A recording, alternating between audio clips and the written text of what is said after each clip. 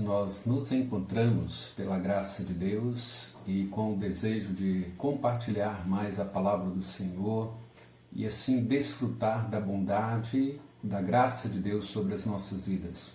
Nós damos continuidade ao nosso tema sobre o plano perfeito de Deus, um plano perfeito, eterno, sábio e imutável que Deus estabeleceu desde toda a eternidade, antes da fundação do mundo, e que Deus tem cumprido o seu plano, Ele vem cumprindo o seu plano conforme o conselho da sua vontade.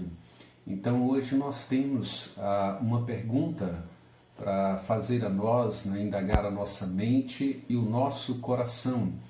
A razão pela qual Deus tem esse plano e por que nós precisamos saber desse plano.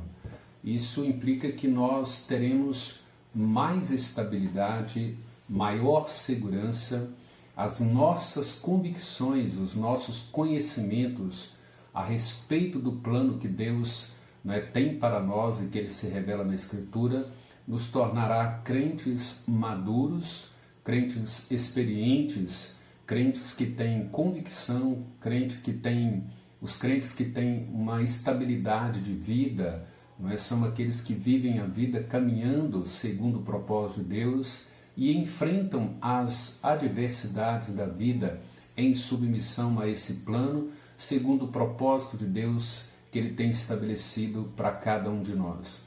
Então vamos considerar algumas coisas, algumas verdades, alguns ensinamentos da própria Escritura com respeito por que nós precisamos saber do plano de Deus, porque nós precisamos conhecer.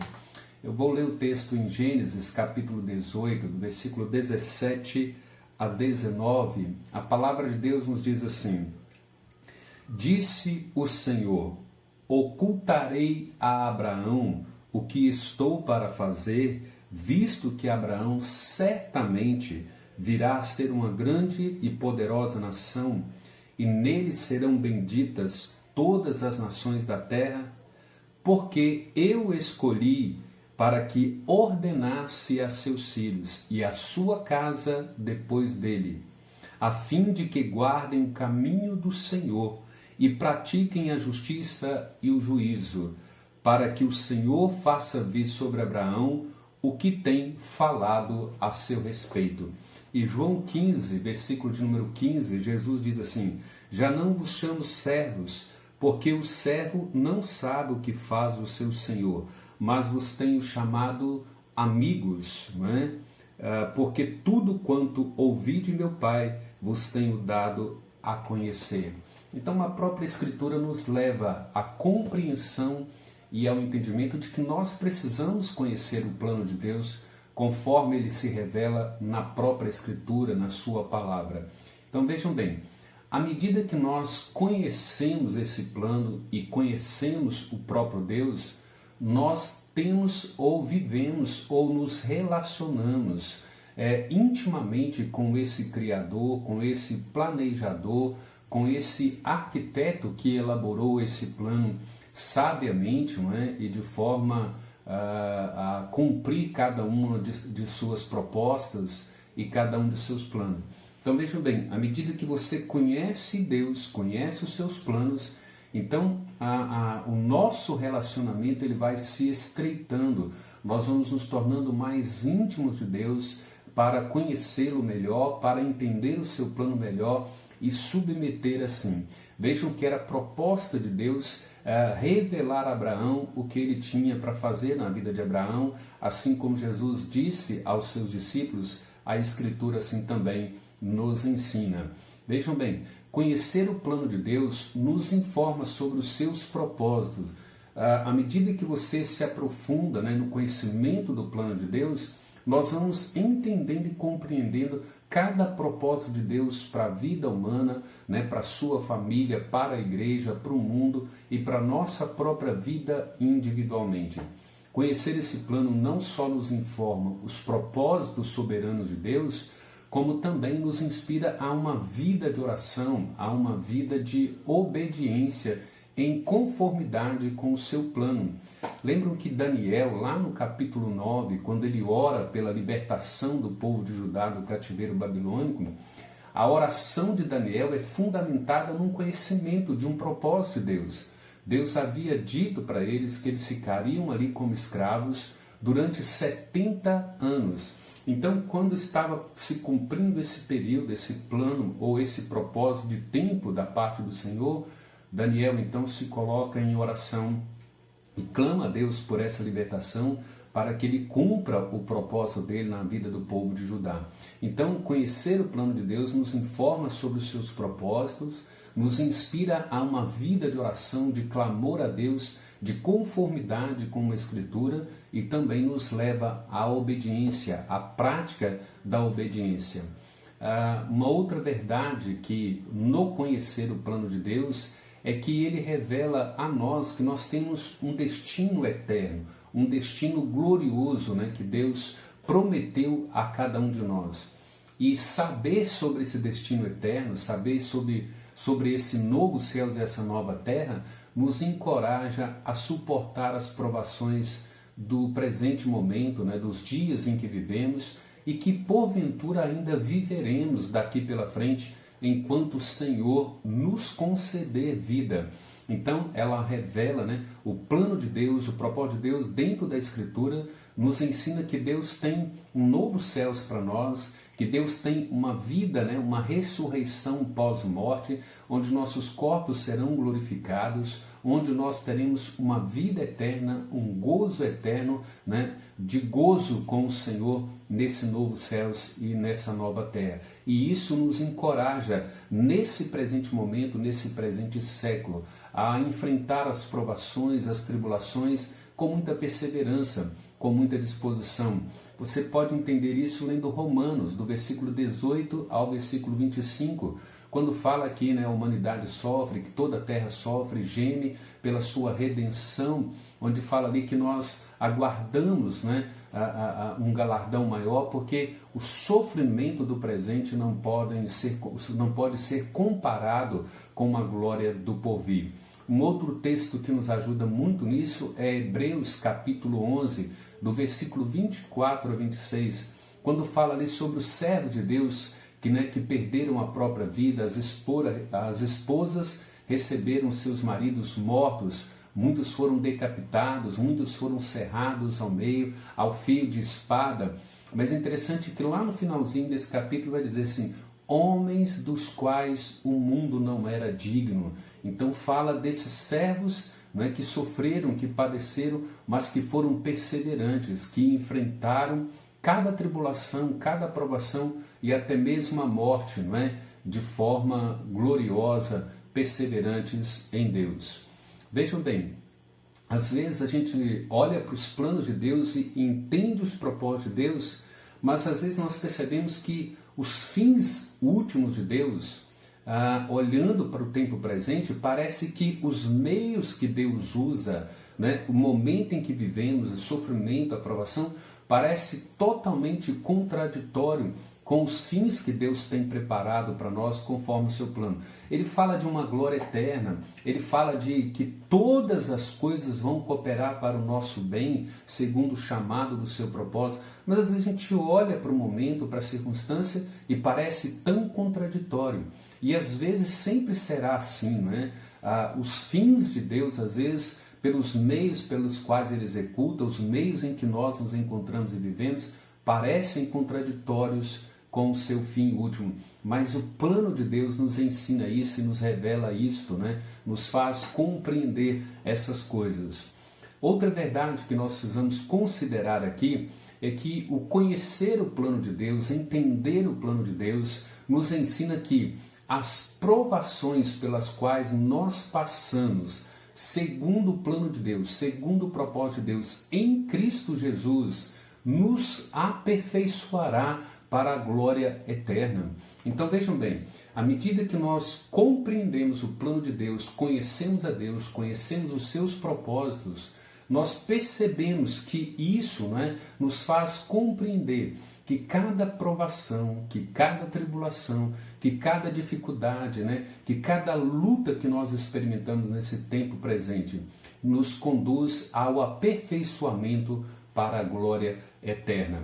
Isso deve nos fazer lembrar aquilo que nós encontramos lá no Salmo 73, especificamente do versículo 17 ao 28, quando o salmista ali indaga o seu coração, por que o ímpio prospera, Por que os filhos do ímpio não adoecem? Por que eles têm facilidade em tudo e o justo passa por luta, o justo passa por dificuldade? Isso nos reporta e nos faz lembrar, irmãos, o plano de Deus nos faz compreender que às vezes aquilo que nós estamos contemplando no presente, aquilo que os nossos olhos humanos estão vendo plenamente da forma humana ou de uma cosmovisão humana e não pela fé, pode ser enganoso e é passageiro. Lembram quando o salmista fica olhando e contemplando a vida do ímpio, mas chega um dado momento que ele entra no santuário, ele contempla o Altíssimo e ele percebe o que é a vida do ímpio.